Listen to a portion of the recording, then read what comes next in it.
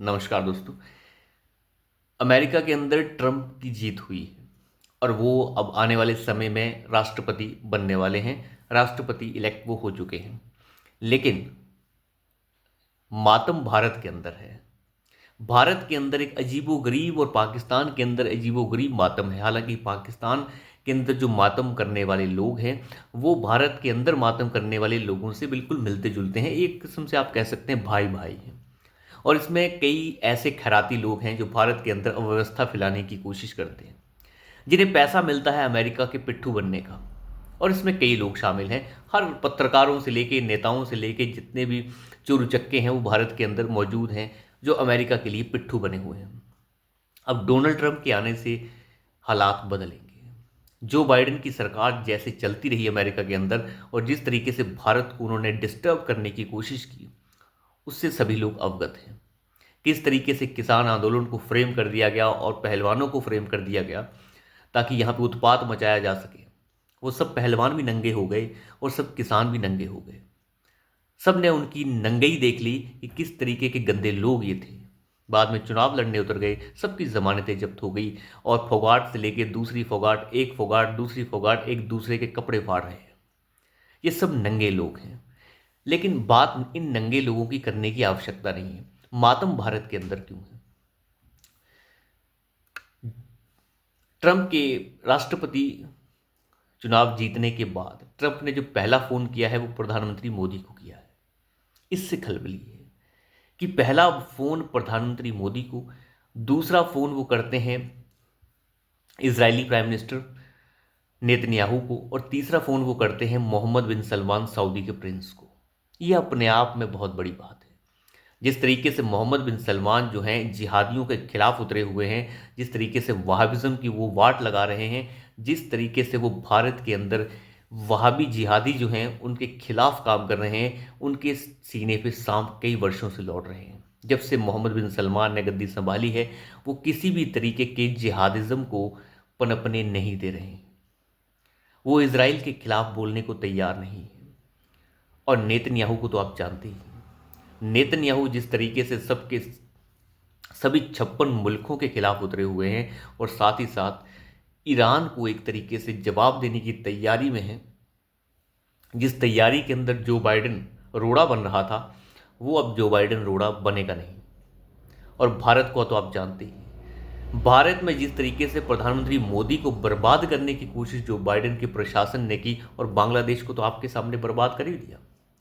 यहाँ पे जितने भी चोर उचक्के और हरामी जो हैं भारत के अंदर पैदा हो रखे हैं, जो ये कहते थे कि देखिए बांग्लादेश की इकॉनमी इतनी बढ़िया चल रही है, इंडिया तो पीछे रह गया, इंडिया का तो बहुत बुरा हाल है। अभी 4-5 महीने पहले की बात है कि हंगर इंडेक्स में बांग्लादेश से भी पीछे चल रहा है भारत। और जब 1-1.5 महीना पहले बांग्लादेश की प्रधानमंत्री शेख हसीना को जब वहाँ से भगा दिया गया कट्टरपंथी जिहादियों और हरामियों के कारण, तो वो लोग यहाँ के हरामी जो हैं वो ये कहने लग जाते हैं कि नहीं नहीं नहीं नहीं नहीं, वहाँ तो तानाशाही चल रही थी। ये इतने नंगे हैं कि इनकी नंगई वहाँ भी एक्सपोज हो गई। आज शेख हसीना भले ही यहाँ पर हैं, लेकिन बांग्लादेश के हालात आज क्या हो गए ये सभी लोग जानते हैं। और बांग्लादेश के दो पिट्ठू, अमेरिका पिट्ठू प्रधानमंत्री, फिलहाल केयर टेकर प्राइम मिनिस्टर जो बना हुआ है मोहम्मद यूनिस, उसका क्या हाल होने वाला है ये अमेरिका के चुनाव ने बता दिया है। और अमेरिकन चुनाव ने ये संदेश भी दिया है कि इस तरीके की अव्यवस्था अमेरिका भी बर्दाश्त नहीं करेगा जो जो बाइडेन प्रशासन करने की कोशिश कर रहा था। अब अपने आप में देखने वाली बात है कि बांग्लादेश को अस्थिर कर दिया गया, बर्बाद कर दिया गया, और मुजीबर रहमान की मूर्ति के ऊपर उन जिहादियों ने पेशाब कर दिया। ये है तानाशाही के खिलाफ एक आंदोलन, जिसमें वहाँ के तानाशाही के खिलाफ आंदोलन करने वाले मुजीबर रहमान की मूर्ति के ऊपर पेशाब करते हैं, जिसने बांग्लादेश का गठन किया। इस तरीके की वाहियादगी जो है वो आपको बांग्लादेश में देखने को मिली कि कुछ चोर उचक्के और जिहादी जो हैं उठकर खड़े हुए और उन्होंने बांग्लादेश की ढाका सरकार के ऊपर हमला कर दिया। ये सब प्री प्लान था। और बांग्लादेश का फिलहाल जो पिट्ठू प्रधानमंत्री केयर टेकर प्राइम मिनिस्टर है वो ये इसको कबूल कर चुका है। लेकिन वहाँ के हिंदुओं ने जिस तरीके से एकता दिखाई, उस एकता के साथ खड़े हुए डोनाल्ड ट्रंप, डोनाल्ड ट्रंप ने बांग्लादेश के अंदर मौजूद माइनॉरिटीज़ के लिए जो शब्द कहे, उन्होंने किसी बांग्लादेशी प्राइम मिनिस्टर के लिए कुछ नहीं कहा, न सरकार के लिए कहा।